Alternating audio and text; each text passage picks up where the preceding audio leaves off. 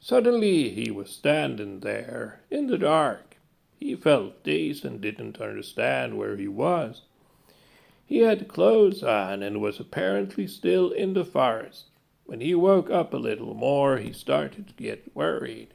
He felt in his pocket and found his key ring with a small lead light. It looked like a regular, mini-sized flashlight and gave off a pretty strong light. He shone it around a little. Trees everywhere, grass, other vegetation, and soil on the ground. No special path or opening between the trees, the same in all directions he pointed with the light cone. He shone on the ground. He didn't see any footprints. What had happened before he ended up here? He and Marcus had been out driving. Actually, they were on their way to Lenny. They had beer and spirits with them. It was going to be as usual. They were going to drink all evening at Lenny's and then lay down and sleep over. This evening it wasn't going to be like that. Marcus had talked in the car about how cozy it would be to camp in the forest. They still met Lenny every month. Just call him and tell him they weren't coming. It would be an adventure just like when they were kids. Marcus had apparently planned this even before they set off. When they parked the car and opened the tailgate, they were picking out tents, sleeping bags, a kerosene stove, etc. Everything they needed for camping. Larry didn't really feel like it. By being mostly silent, he had still agreed to Marcus's idea. Now they were already far away from the car. Lugging all the things back didn't feel like fun. Darkness had almost fallen. It was too late to back out. Trees, trees, everywhere trees, until they finally reached a clearing in the forest. Larry thought they had walked a long time. He had just followed Marcus. Marcus had already gotten drunk and had sung different songs during their walk, one more ridiculous than the other. When he reached the clearing, he became completely silent. It was very beautiful. The trees stood in an almost perfect circle around the clearing. In the middle was a large rock. Larry remembered that he thought the rock looked unnaturally large. It must have been at least twice as tall as a grown man. He had an idea to go there and examine it, but that would have to wait until later. The ground was covered with some kind of green vegetation. Larry, who was actually a city person, had no idea what it was called. He shone his flashlight around here and there. The vegetation seemed to have retreated. It was hard to see, but these areas seemed to be almost symmetrical around the large rock. For some reason, Larry didn't like it. Later, the tent was pitched. They lay there in their sleeping bags. Earlier in the evening, they had cooked some food with a kerosene stove. Marcus had drunk quite a bit. Larry had taken it more easy and only had a few strong beers. Suddenly, Marcus realized he hadn't called Lenny. He started fumbling around and found the cell phone. He tried several times, but the call didn't go through. It seemed like the cell phone had coverage, but instead of the call being connected, there was only a kind of noise. Unfortunately, Larry didn't have his cell phone with him. Marcus had been nagging for quite some time how angry Larry would be. He had been sitting there waiting for hours. Larry didn't say anything, but at that moment he just felt contempt for Marcus. This whole thing was his idea. If he cared so much about what Larry thought, he should never have suggested it. Larry had trouble sleeping.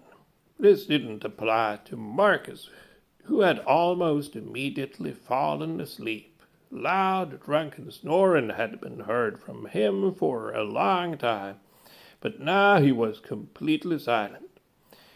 Larry listened for sounds coming from the forest instead, but it was silent.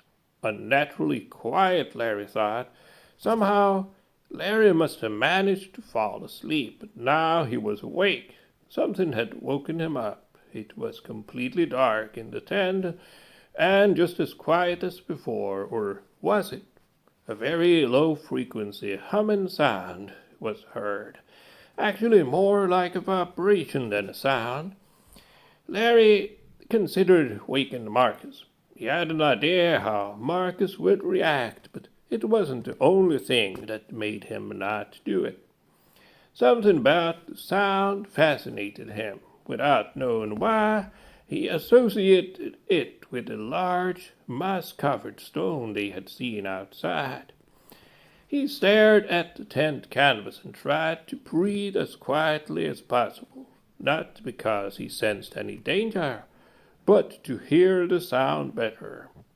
The sound now sounded almost like a kind of song, something ancient that seemed to awaken a memory in him. He didn't know how long he had been lying there in the dark listening to the sound or song as he had begun to call it, when something had changed. The song grew louder. It was now clear that it was a cacophony of voices, but not ordinary voices, dark, rumbling voices that made the air vibrate and the ground shake. Suddenly a green light appeared through the tent canvas. This should have terrified him. Strangely enough, instead, he felt a kind of euphoria within him. He opened the tent and went out into the night. This was the last thing Larry remembered, except for small fragments of something. The sound, the green light, and then nothing more.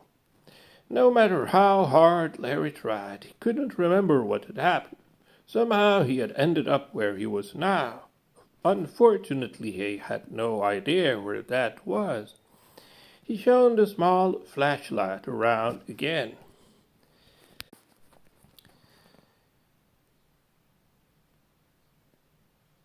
All directions looked the same. He looked up at the sky. Somehow you could navigate using the stars. A certain star that was always in the north, oh, he ignored it and started walking in the direction he was standing. He had been walking for over an hour, in any case, or so he believed. He wasn't wearing a wristwatch and his cell phone was at home. He tried to save the flashlight, but used it every now and then to see if anything looked different. No, it was just trees, trees, and more trees. Was he walking in circles? How big was this forest, really? He had no idea. Now he had been walking for what felt like several hours. Several times he had gotten branches in his face. A salty taste in his mouth indicated that he was bleeding. He ignored that. He had also stopped using the flashlight. He walked and walked completely without plan or direction. The fact that he didn't see any change in his surroundings no longer bothered him. Maybe it was the darkness or the rhythmic walking, but he had begun to enter a kind of meditative state. Suddenly he was no longer in the forest, or at least not in this forest. He saw people gathered around a large stone. No, it was not a stone, but an enormous altar. At the altar stood a man. He was dressed in a white cloak, with his hood up. Something gleamed in his hand, a knife. Larry began to hear the same sound he had heard before, the strange humming song. It seemed to come from the people or creatures gathered around the altar and the man with the cloak. Something lay on the altar, something whitish, a human being, no. Now the singing began to become more frenetic again. what was being chanted were the names of gods, but not the names of gods who were worshipped today. Larry knew this somehow. The voices called and something answered. The air felt full of electricity and the ground shook. The man who Larry now knew was the high priest raised his dagger. The person on the altar was a woman. No, not a full-grown woman, just a young girl. The green light was visible among the trees. It seemed to be coming closer quickly. The high priest, gripping the dagger with both hands, stabbed the girl straight in the heart. Now Larry saw where the green light was coming from. He just screamed and screamed. Larry woke up. He must have fainted. He was lying face down. The taste of blood in his mouth had mixed with the taste of earth. He felt powerless, but still managed to raise his head. Between the trees he saw the large moss-covered stone. He was back at the clearing. Now the memories began to come back. He had seen something terrible. But had it been a dream or reality? When he thought about it, he got the feeling that it was a memory, but an ancient one. Dark eons of time had passed since the incident at the altar. The creature he had seen was difficult to describe. A kind of enormous pillar of sickly green fire. The fire seemed almost volcanic, but gave no heat. He understood that it was evil. Not only that, its very nature was death and decay. He did not want to think about it any more, as he felt madness creeping closer and closer. He got up and walked into the clearing. It was still dark, and he could not see the tent. He came to one of the strange areas where nothing grew. Something lay on the ground in the circular area. He shone the flashlight on it and screamed. It was a severed human arm.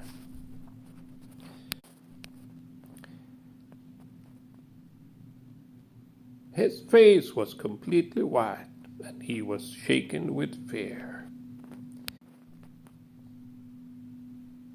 Nevertheless, he forced himself to move on to the next area. Something was there too. In the light of the lamp, he saw Marcus's head. His eyes were wide open, and his mouth was open in a frozen scream of horror. This was too much for Larry. He turned around and vomited up everything he had in his stomach. He didn't bother to examine any more of the circular areas. He had an idea what he would find there. Instead, he walked resolutely towards the tent. Marcus's cell phone might be working now, and he had to call the police as soon as possible. The tent was lying in a heap on the ground. The canvas seemed to have been cut or torn. He rummaged around inside the collapsed tent, but suddenly stopped and screamed. He had cut himself on something. He brought his hand down more carefully and picked up a machete. It was covered in dried blood. The next object he found was Marcus's cell phone. He unlocked it to call the emergency number, but stopped himself when he noticed something. The camera application was running. Marcus had apparently filmed something, since there was a video clip dated a few hours earlier. Larry pressed play. The video clip started. Marcus had been filming inside the tent. You could hear him breathing heavily, and in the background a humming sound. He was filming towards the opening of the tent. Through it and the canvas you could see the green light. Marcus was apparently so scared that he had difficulty holding the camera still. He was almost hyperventilating, and the sound of his breathing was mixed with something that sounded like sobbing. Suddenly the tent was torn open, and the image was drenched in green light. You could hear Marcus's screaming in shock. Nevertheless, he continued filming. After a while, a dark figure appeared. Illuminated from behind by the green light. Something oblong shone in his hand. The person stabbed several times against Marcus. The mobile must have landed on the ground because now only the starry sky was visible. A smiling face looked into the mobile camera. Larry recognized himself. At first, Larry felt completely crazy. It was as if millennia of memories filled his brain. They were not pleasant memories. Pagan rituals, horrible creatures, and people were slaughtered in the most horrific ways. Often he was the one who had held the knife. The high priest he had seen, it was himself. The girl had been a worthy sacrifice for his master. Then he had felt sickening feelings of pleasure. Now, instead, tears filled his eyes. He picked up the machete from the ground and stabbed himself in the stomach. He fell to his knees and looked towards the forest. The green light was getting closer and closer.